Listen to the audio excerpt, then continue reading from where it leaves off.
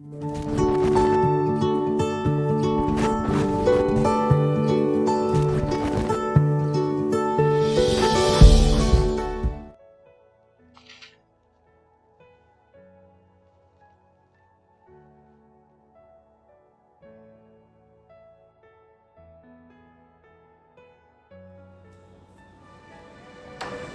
morning, sir. I am Mr. Bharat from Veer Bharat Varsh Hospital. Are you Mr. Saraf? Yes, I am. How can I help you? Are you the father of Dr. Ananya Saraf?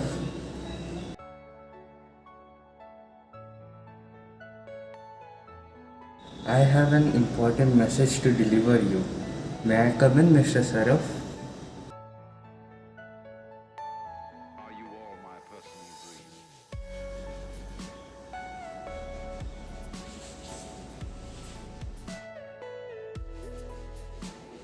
Is Mrs. Saraf home?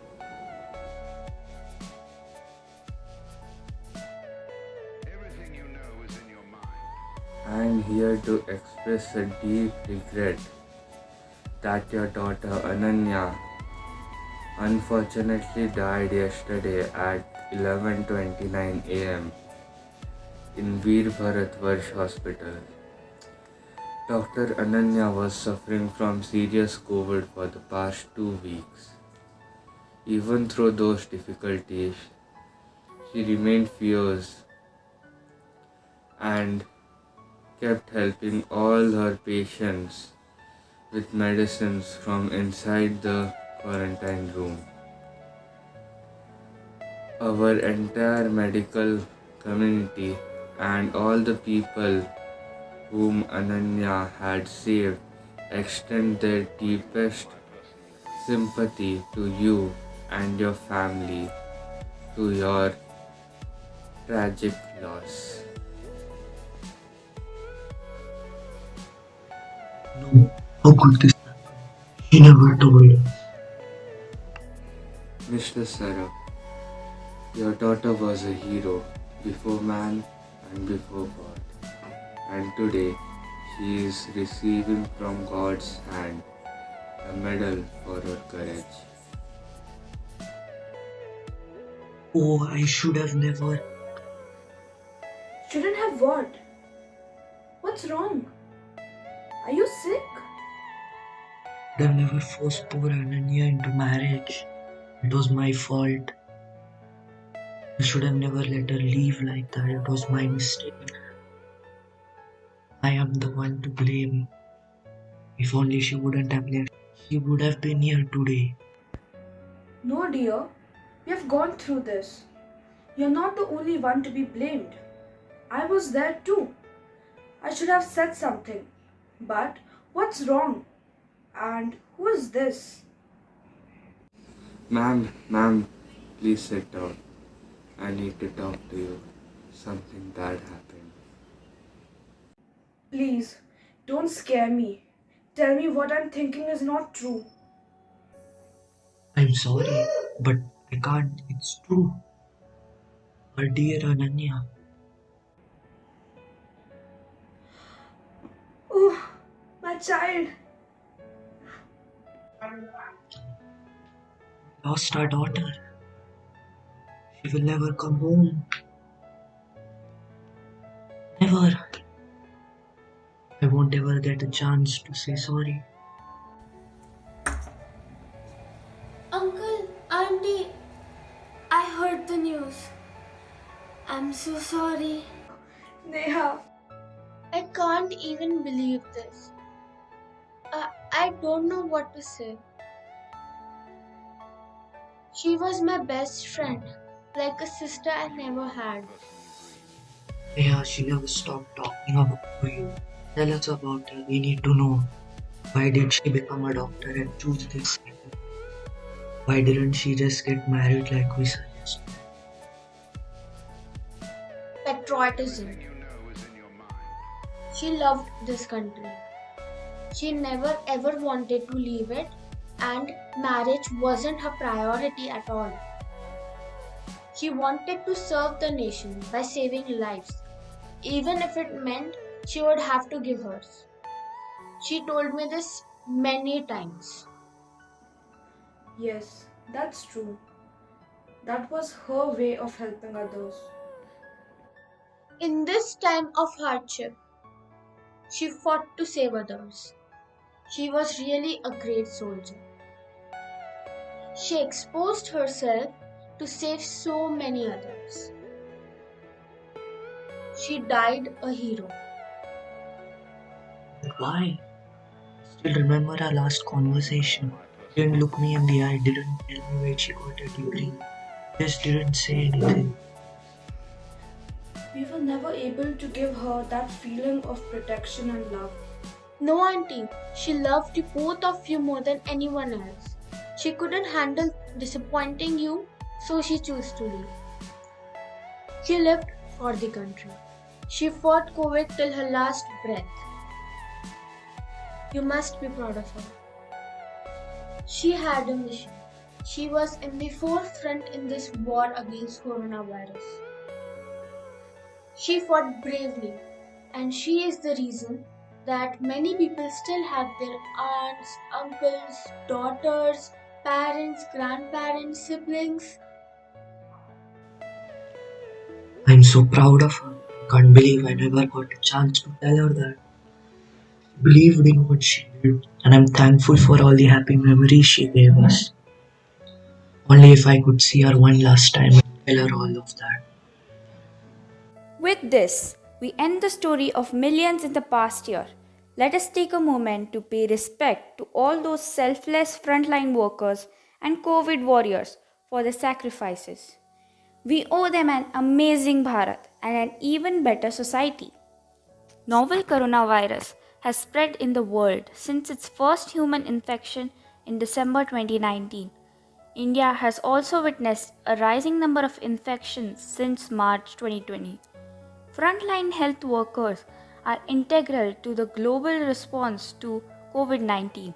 In hospitals, clinics, streets, and homes around the country, COVID workers are taking on personal risks and too often working without adequate equipment to ensure all of us can receive the care we need.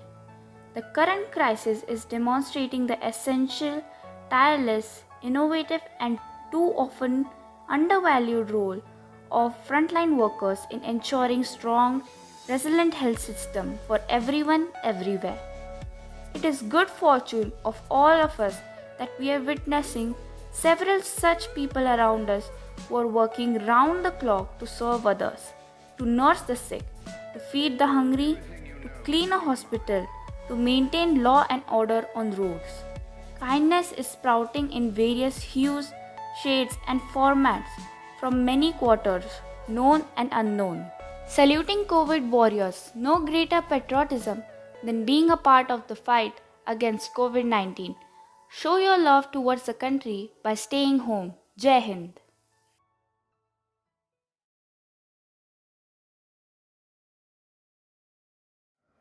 The motto of our house is to love our country first and self later, and thus always be ready to sacrifice for the welfare of our motherland. Suprabhat.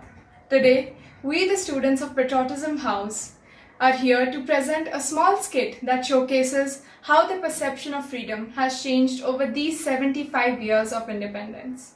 We hope that you enjoy.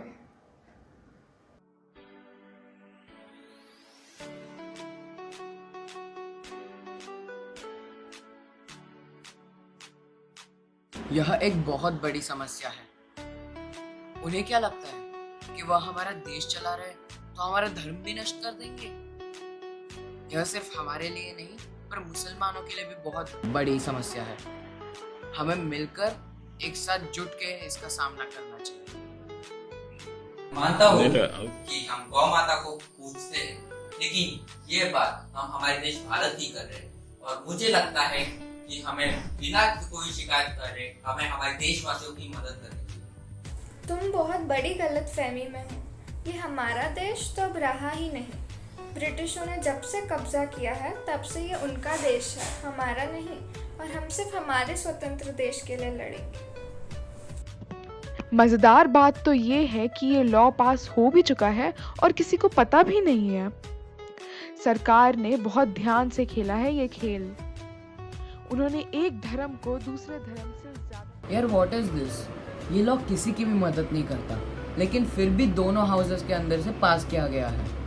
मुझे नहीं समझता government क्या कर रही है ये law बना के। It clearly marginalises one religion and favours the other. अरे इतना गुस्सा करके क्या होगा? वैसे भी हमने इलेक्ट किया है ना इस गवर्नमेंट को। तूने भी तो इन्हीं के लिए वोट किया था। If you are a real patriot, just agree with what they are doing and consider what they are doing best for the country. No. I beg to differ. See, when we elected them, we thought it would be good for our country, right? लेकिन अगर आज वो कुछ गलती करते हैं, तो it's our right or rather our duty to criticize them and make sure that our opinions are heard. Also, you see, supporting the government, it's not equivalent to supporting the country. Yes, I agree. सब इस देश के हित के लिए नहीं है यहाँ। दुनिया में बहुत तरीकों के लोग हैं। If you're actually a patriot, you would look at what's best for the country. ये तो आजकल बस अपना हित देखते हैं। अगर तुम्हें सही मायने में देशभक्त बनना है, तो you have to concentrate on the growth of the country. You have to be critical. बच्चों, आज गांधी जी ने नया आंदोलन शुरू किया है। तुम्हें पता है आंदोलन क्या होता है और गांधी जी कौन है? कि हमारे देश के पिता है और वह हमें सत्याग्रह का पालन करना सिखाते हैं। आंदोलन संगठित सत्ता तंत्र या व्यवस्था द्वारा शोषण और अन्याय किए जाने के बोध से उसके खिलाफ पैदा हुआ संगठित और सुनियोजित अथवा स्वतः स्फूर्त सामूहिक संघर्ष है। गांधी जी ने कहा कि हमें अहिंसा का पालन करना चाहिए और किसी भी बुराई का सामना शांतिपूर्वक करना चाहिए। यह क्या चालू है? क्या यह तुम्हें सिखाने बोला है? जो ब्रिटिश सरकार ने सिलेबस और करिकुलम दिया है उसका पालन करो। चलो अभी इरेज करो ये ब्लैक बोर्ड से। हाँ, और वही सिखाओ जो सिखाने बोला है। Gandhi ji is the forefather of our nation. He had such a good life in South Africa, yet he came back to India to help her gain her freedom. Yes, he was a great man, but we shouldn't just blindly believe everything that he said. I mean, some of his opinions might have been valid at that time, but they aren't anymore. How do you mean? All of his teachings that I know of are very good and we shall implement them in daily life.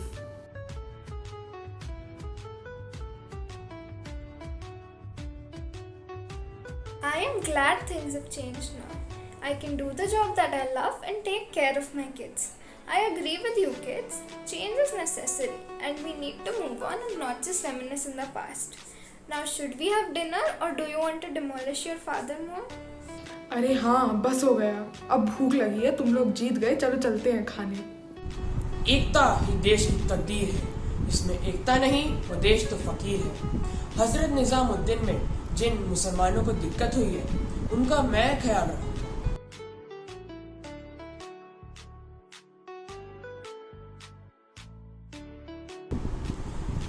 ये तो वो शहर है जहाँ जलियांवाले बाग को हिंदुओं, मुसलमानों, सिखों के खून से रंगा गया था।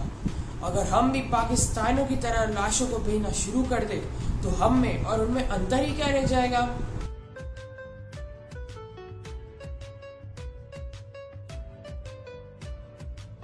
तुम जोधपुर के राजा से मिलो और उनको बोलो कि इंस्ट्रूमेंट ऑफ एसेशन पर साइन करो। वो भारत के साथ ही रहने वाले हैं। सरदार जी, हम तो वहां नहीं जा सकते। हम जैसे ही बात है और उन्हें ऐसे सूचना दी कि उन्हें इंस्ट्रूमेंट ऑफ एसेशन के दस्तावेज पर साइन करना है, उन्होंने तो सीधा बंदूक ही उठा लिया। हम इस हालत पे वहां नहीं जा सकते। जो तलवार चलाना जानते हैं, जानते हुए भी अपनी तलवार को म्यान में रखता है, उसी को सच्चा अहिंसा कहते हैं। राजा जी को जरा बुलाइए तो दिल्ली, हम बात करते हैं उनसे।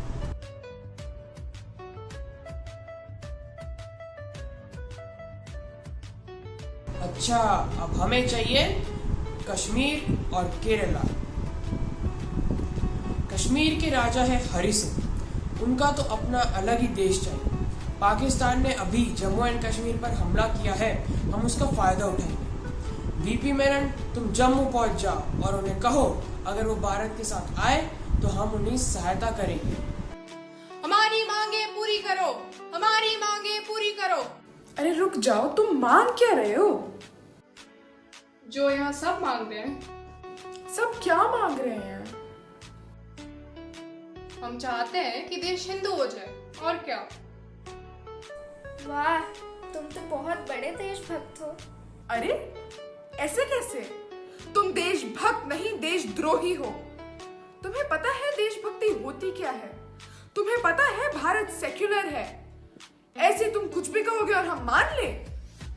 बात तो तुम्हारी भी सही है। किसी एक धर्म को दूसरे धर्म से ज्यादा सहारा देना गलत है।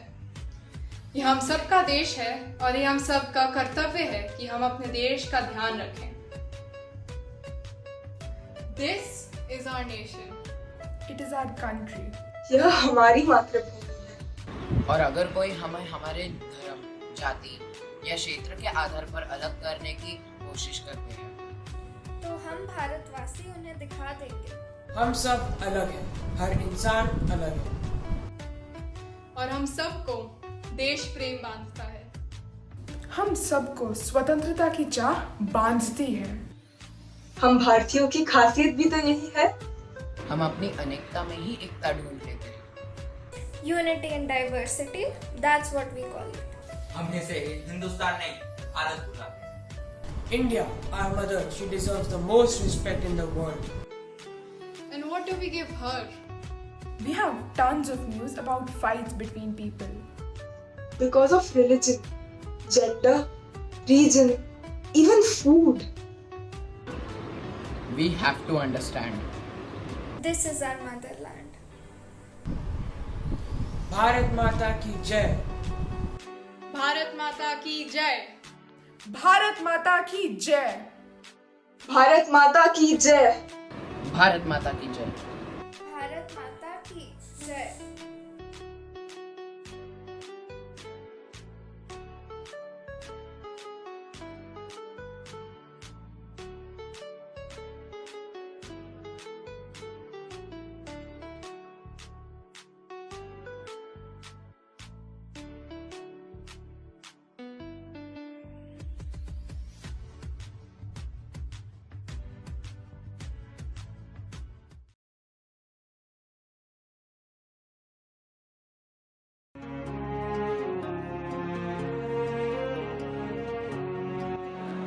शोर से कान दुखने लगे थे।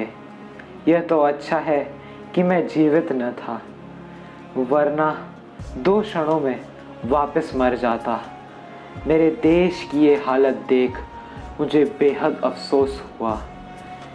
जिस देश के लिए मैंने और मेरे साथियों ने अपना जीवन कुर्बान कर दिया, वो अपना लग ही नहीं रहा था। शोर, हिंसा, भ्रष्टाचार और कचरा, इस सब को देखकर मेरा दिल दहल गया। आंखें आंसुओं से भर गईं, पर आंसू नहीं निकले। अचानक मेरे कंधे पर पीछे से किसी ने हाथ रखा। यह भला कैसे मुमकिन है?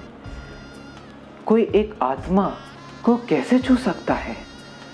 जब मैंने पीछे मुड़कर देखा तो मेरे को एक युवती नजर आई।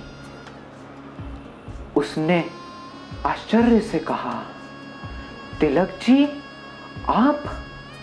मैंने झिझकते हुए कहा, मेरे को मेरे देश को देखने की इच्छा हुई, इसलिए चला आया। मैंने उससे पूछा कि तुम मेरे को कैसे देख सकती हो? उसने मुझे कहा कि इस गुण को उसे भगवान ने भेंट किया है। मुझे लगा कि आखिरकार कोई मेरे दुख और दर्द को समझ सकता है और मेरी व्यथा सुन सकता है। वो युवती आत्माओं को देखने के साथ उनसे बातचीत भी कर सकती थी और उन्हें छू भी सकती थी। हमारी बात कुछ ऐसी रही। जानती हूँ मैं कौन हूँ? बिल्कुल, बाल गंगाधर तिलक। खुशी हुई जानकर। आप कुछ उदास लग रहे हैं, कुछ बात है? इस भारत के लिए अपनी जिंदगी बिता दी, वो मेरा देश जैसा नहीं रहा। मेरे कितने दोस्तों ने अपने जाने गंवा दी एक शांत और गर्वी भारत के लिए, परंतु मेरी कल्पना के बिल्कुल विपरीत है आज का भारत। जिसे देखो उसके हाथों में एक चौखनाड़ा यंत्र है जिससे वह बात कर रहे हैं। क्या हो रहा है? अपना भारत ही ऐसे नहीं रहा, विश्व के सारे देश ऐसे ही बन चुके हैं। इस यंत्र का नाम मोबाइल फोन है। इससे कोई भी कभी भी किसी से भी बात कर सकता है, चाहे वो भारत में हो या विदेश। भारत नई नई प्रौद्योगिकी को अपनाकर एक नए और उन्नत देश का स्थान प्राप्त करना चाहता है। ये आपकी गलतफहमी होगी अगर आप इस नए भारत को नापसंद करें। अब तो विदेशी लोग भी यहाँ आने लगे हैं और इधर ही बस रहे हैं। भारत पूरे विश्व में एक महाशक्ति बनने के सफर पर है, परंतु बहुत सारी दुविधाएं भी हैं। हमें हर दम हमारे आसपास के देशों के हमले सहने पड़ते हैं। हमारे कई जवानों की जानें भी बिना मतलब के चली जाती हैं। इसके अलावा हमारे देश के युवक अपराध करने लगे हैं। देश में असमानता और निरक्षरता अभी भी कायम है, परंतु हाल ही में सरकार के शिक्षात्मक विभाग ने एक नई शिक्षा नीति की घोषणा की है। इसके अंदर बहुत सारे बदलाव आएंगे। परीक्षाएं कम हो जाएंगी और विदेश की तरह पढ़ाया जाएगा। क्या बात हुई? हम क्यों विदेश की तकनीकों को अपना रहे हैं? हमारा तरीका सबसे अच्छा है। पाठशालाओं और गुरु शिष्य की परंपराएं सर्वश्रेष्ठ हैं। अंग्रेजों ने आकर सब कुछ बदल दिया और हम इन बदलावों का स्वीकार करें? पर ये तो जरूरी था। भूमंडलीकरण के अनुसार ये करना आवश्यक था। सबसे पुरानी संस्कृति है। हमारे सारे तौर तरीके वैज्ञानिक रूप से सिद्ध है। दुनिया के कई शिक्षक, लेखक, कवि, गणितज्ञ एवं संगीतकार भारत में पैदा हुए हैं। जब अंग्रेजों ने हमारे देश पर कब्जा कर लिया, तब हमने अपनी पहचान बदल ली और उनकी बातें भी मान ली। उन्होंने हमारे भोलेपन का अनैतिक लाभ उठाया था। अब अगर मैं आज की बात करूं तो मुझे ज्यादा कुछ नहीं पता, परंतु सदियों से चली आ रही प्रथा को हमें बरकरार रखना चाहिए। जो देश अपनी स्वरूपता को नहीं रखेगा वो आगे नहीं टिकेगा। किसी भी देश को अपनी तकनीकों के साथ साथ अपने रिवाजों को भी बढ़ाना चाहिए। तो स्वदेश प्रेम का अर्थ आज के जमाने के अनुसार क्या होना चाहिए?